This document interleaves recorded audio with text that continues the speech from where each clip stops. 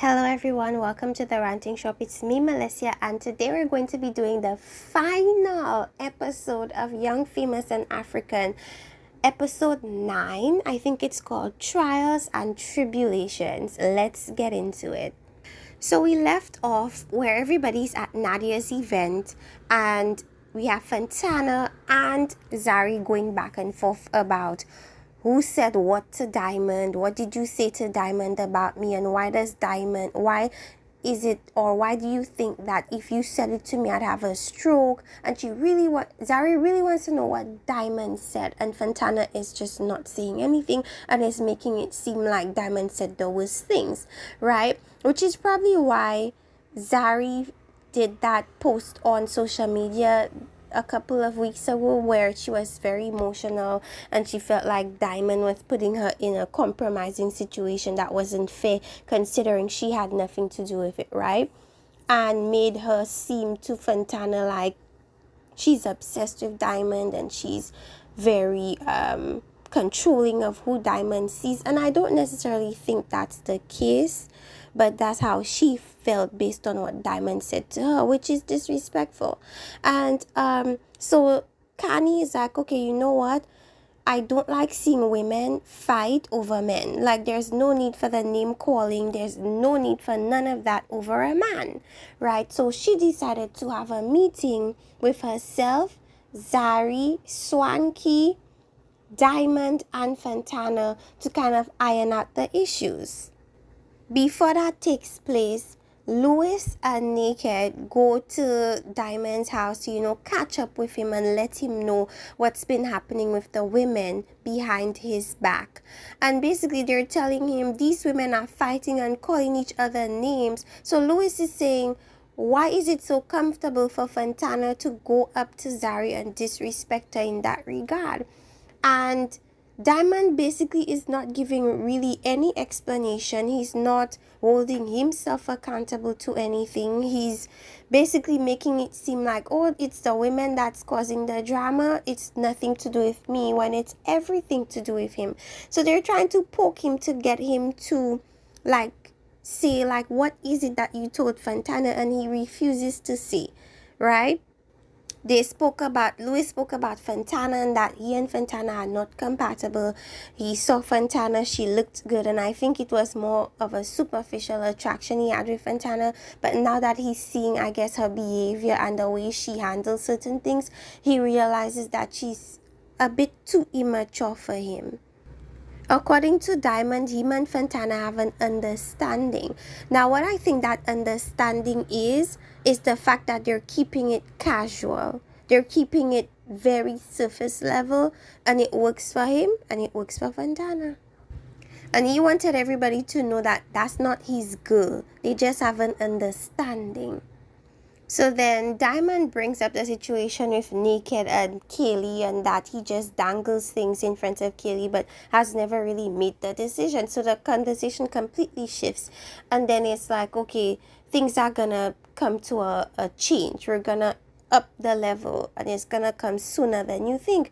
So everyone is expecting a proposal, right?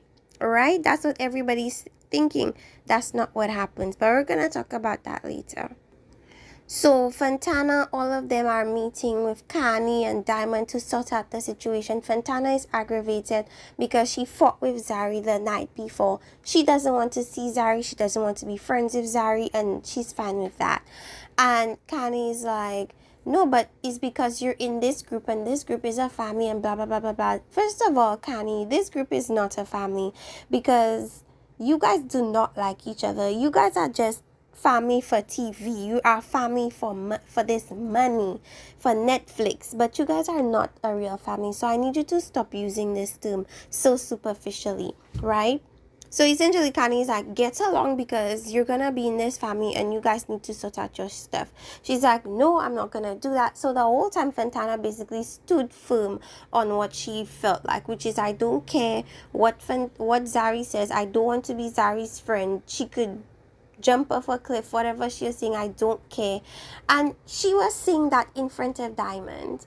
And Diamond had the most nonchalant response I've ever seen. The man was quiet the entire time. quiet the entire time. And she's even has the nerve to tell Zari to speak up. Now, me as Diamond, Zari is my children's mom. I would never sit back and watch another woman disrespect the mother of my children, right? And to see Diamond do that, to me, that is disgusting. And it speaks to exactly why him and Zari are no longer in a relationship. Because this is ridiculous. This random woman, none of you guys know, is coming at me in the most disrespectful way. You're just sitting back and watching. Diamond never addresses the situation, so essentially that was a lost cause. And as Kani said, a man would leave you in the desert with no water, period. I would be ashamed if that was my baby's father. You mean to tell me you going to let another random disrespect me just for some puss? That's crazy. And I have your children? So we're going to Annie and Tubaba now. And Tubaba lets Annie know that, Swanky came at me left at the basketball field. He felt like he could try to confront me about the situation you, Annie, have with Swanky. And I agreed was disrespectful. And the way I see that Tubaba and Annie handles things, it's like, if you're younger than me, and I see myself as a mother figure to you or like an older sister to you, watch how you communicate with me, watch how you talk to me. It's not gonna be a friendly type of situation. You know the way Kanye will just, if she's your friend, she'll just say F you, or she'll just call you B and all these other terms. I think Annie is more so like, there's levels to this. Like, if we're not on the same age level, don't try to come to me anyhow, right? Furthermore, if we're not friends, don't think you can come to me anyhow. So they're very big on respect from others. So Annie was really pissed at Swanky coming to Tubaba about their issues. So Andile decided to be the mediator, and he invites Swanky along, and he shows Swanky a clip of, Annie's, I think it was her wedding renewal thing, and all the sweet words he had to say about Annie and all those fun moments that they had. And Swanky is like, I know what Andile is doing. He's trying to appeal to my emotional side so that would make me forgive and forget. But it doesn't work like that, It's not just about appealing to those sweet moments and making me say, damn, I wish I had that back. It's about the current situation, the current misunderstanding, a proper explanation, a proper Swanky just wants a proper acknowledgement of what happened and why it happened. That's all he wants. With Naked and Kaylee, he basically kind of shocks her with this really romantic night. And you keep thinking, okay, he's gonna propose, because he makes it seem as if that's what he's going to do. That's what the next level is. Right? It was a beautiful layout. He always pours out his heart to her. Well, he's done that twice in this season. However, what she wants, I guess, is an engagement. She wants to get married, but he keeps giving her just enough so that she stays and she endures until he's ready, right? So you thinking she's gonna get a ring, and he gives her a key to his house and tells her she can move in, and essentially says, so now I can't say leave, I'm upset if you go home, leave, because she's gonna be staying with him. Now I don't know if that is a good idea. I don't know if that's a good idea, because now it's almost like, because he was saying to Diamond and Louis he's gonna stop getting the milk for free. But literally what you're doing is making the milk more convenient to get for free, by making her stay in your house now. So I don't understand Naked's logic, but it makes no sense to me, because you're still getting the milk for free. In fact, now you figured out a way to get the milk even easier. So the big blowout with Andile as the mediator, Swanky to the right and Annie to the left, and it started off weird because Annie is speaking with Andile, because I guess if she speaks directly to Swanky, she would get upset. So I kept on thinking, oh my gosh, you're not gonna get through this, because at some point both of their voices elevate. She's shouting over him, he's shouting over her, to the point where Andile gets upset at some point, asks the mic people to unmic him because he's completely done, because none of them are listening to him. They're just shouting at each other. The moment Andile threatens to leave, Annie begs him to stay. Please, Andile, we're sorry. And the funniest thing is she's telling Swanky, let's apologize to Andile. It's so funny to me. Anyways, Andile calms down. He sits back down and he puts on the mediator hat now. Now they're ready to listen. Okay, so he's telling Annie. So Annie finally breaks down and says she lost endorsement deals, she had family issues, she was going through a lot, and she felt like she and Swanky spoke about that doing that opening thing, that meeting thing together, and the fact that he did not invite her, it broke her, it shocked her, it upset her, right? And then come to find out, Swanky, the overhearing thing happened before that event took place. So after he heard that from Annie's mouth, he decided he's gonna disassociate from her. The whole time she's not understanding why, and she's feeling hurt, right? And she feels like everything is going bad for her, and now my friend betrayed me, right? Because he went behind my back and went ahead with our plan, right? And basically Andile is like, okay, so Andile, Swanky, are you hearing this? She's saying that she went through a lot, and she's saying that she was going through so much, and that she needed you there, and that she felt betrayed, and that you were not there for her, and she probably in a moment of anger said these disrespectful things about you, but it came out of hurt. It was hurt. Hurt people, and that is very true. So she feeling angry, she feeling upset, and with the betrayal from Swanky, she had a moment where she disrespected him, right? She was feeling betrayed. She felt like he didn't care for her, and so she said what she said, right? So that's what Swanky wanted all this time, for you to take accountability for what you said, even if she was not explicit about what she said, and break down like why she said it. Well, she did a summary of it, and that was, I guess, good enough for him. Annie to me sounds like these type of like old-time parents, where they feel like nothing they do is wrong, even if they do a lot of wrong things, like they don't want to own up to it, because I guess it makes them seem like they're weak, so they like to act like no and stand 10 toes deep knowing they're wrong. That seems to me like how Annie is. But I'm really happy that at least she decided to take a bit of accountability for her actions and say, I did these actions in a moment where I was angry with you. I'm disappointed in myself, and I should have never done that to you. You did not deserve that. I just needed you, and I felt like you betrayed me, and so on and so forth, right? Okay, so Swanky was like, okay, finally she takes accountability. I'm also sorry for my wrongdoings. They make up, they hug. She's like, can we just go back to how things used to be? Can you dress me? Can we go out? And stuff like that, right? So there we have it. That was over. All Swanky wanted was, and for me and the viewers, all we wanted was for Annie to take accountability for her actions. She has Swanky acting out. Okay, I'm not gonna blame her for Swanky's behavior, because Swanky was wrong. Like, he put all his anger out on Louis, and it was unnecessary. Even though they've made up, I still feel annoyed with him about that, because that was very childish for him to have done, right? All that needed to happen was for him to talk to Annie, and that's it.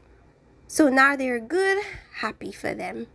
I still don't think they'll get back to how they used to be, because if it takes that for you to be bad talking me behind my back, then I don't know if I can really trust you, So Diamond is meeting with his baby mama, Miss Zari, and basically she brings the kids over for him to see, and she decides to take that opportunity to ask him about the whole situation with Fontana and why she was involved in that whole situation. And again, we are here at a place where Diamond takes no accountability. Now, they speak on the situation with the surrogate kids, and Zari wants to know how Diamond knows, how Fontana knows that.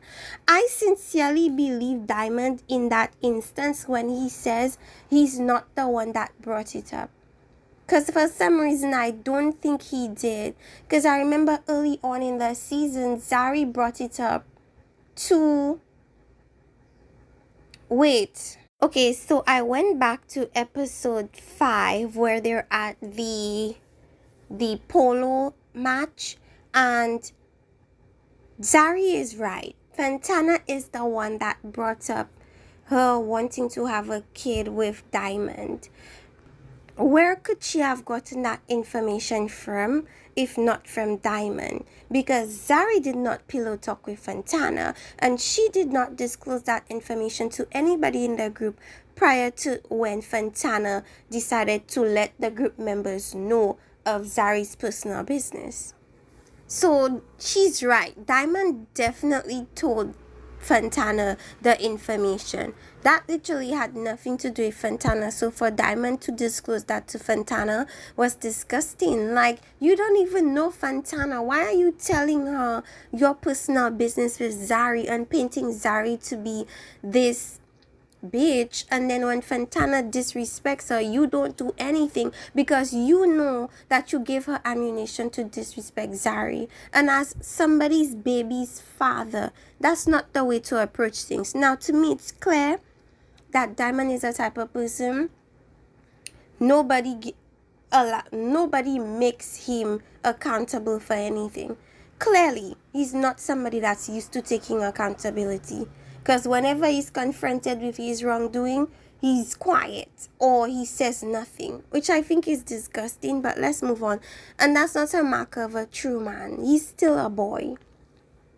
So before Diamond decides to fly out to Paris for whatever he's doing, he meets with Fontana at the flying place, the hangar. And he's telling her, she's saying she doesn't know why she's upset at him. She sees him and she's forgotten why she's upset. And whatever it is, girl, I don't give a hell about that. Clearly, Fontana just wants Diamond no matter what. She just is there for Diamond no matter what he does. Even though Diamond has a girlfriend.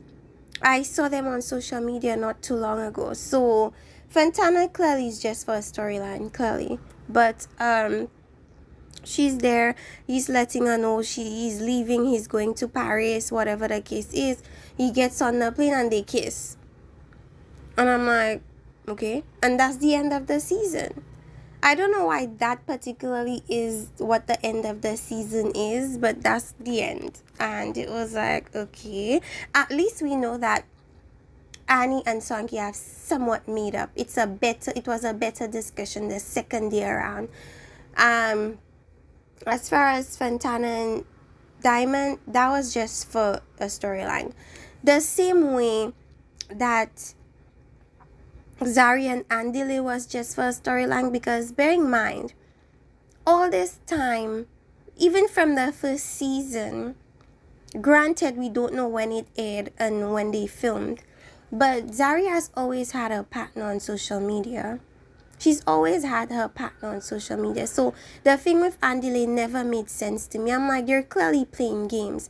Because it's like, on one hand, oh, I have feelings for Andile. And on the other hand, she's telling Nadia, oh, I want to know how to spice up my relationship because it's long distance. You know, it's kind of weird. But it could be a timeline thing. But I also feel like it's because they're a bit sloppy and they do things just for the show and not necessarily because it's their real life. But anyways, you guys, let me know what you think about this particular episode, the final episode for season 2. Did you like the entire season? Let me know in the comment section. Like, subscribe, and see you guys next time. Bye.